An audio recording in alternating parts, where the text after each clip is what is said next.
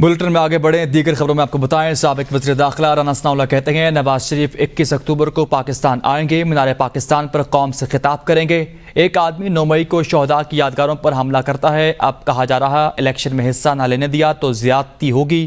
9 مئی کے مجرموں کو سزا دینے کے بجائے الیکشن لڑنے دیں، ایسا نہیں ہونے دیں گے۔ میں نے الیکشن لڑنا ہے اس لیے معاف کر دیا جائے، دنیا میں ایسا کوئی قانون نہیں۔ اب کہا جا رہا ہے کہ جی دیکھیں جی اگر ان کو حصہ نہ لینے دیا گیا تو یہ تو ناانصافی ہوگی۔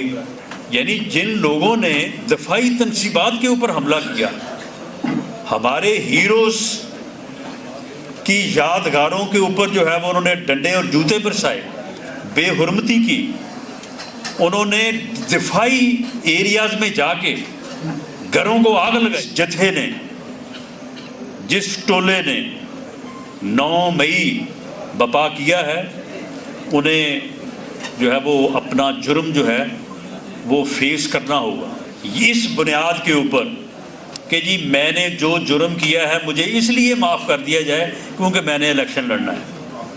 یہ کوئی قانون نہیں ہے، پاکستان میں نہیں پوری دنیا میں کوئی قانون نہیں ہے۔